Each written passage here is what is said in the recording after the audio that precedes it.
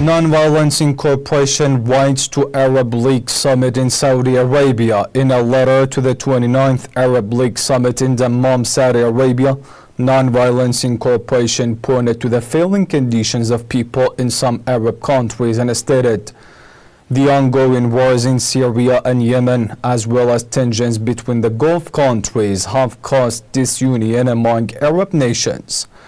All these conflicts brought destruction to many Arab nations and caused the death of millions of innocent people through mass killings and starvation.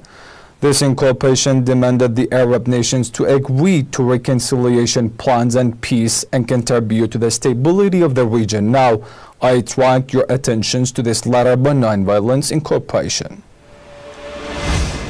The Non-Violence Incorporation, in a letter addressed to Arab League summit in Saudi Arabia, pointed to the difficult conditions that threaten the security and health of millions of people in some Arab countries, the ongoing wars in Syria and Yemen, and the challenges and conflicts between the countries of the Persian Gulf, and on the other hand, the tensions that have aggravated the Arab-Arab relations have long since destroyed the Arab nations and deposited their wealth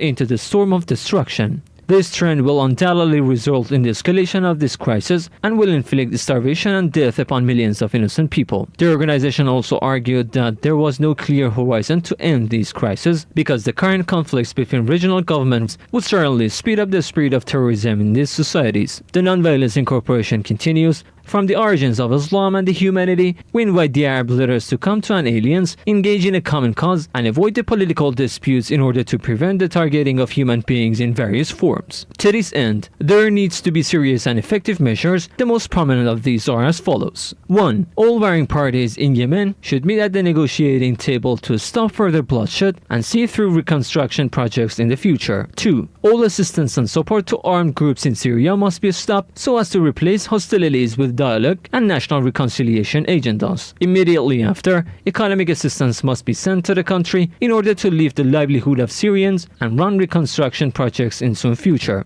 3. International efforts must be made to restore the historical rights of the Palestinians and put pressure on the occupants. 4. Arab countries that have fallen victim to the plague of terrorism and poor economic conditions must receive international assistance.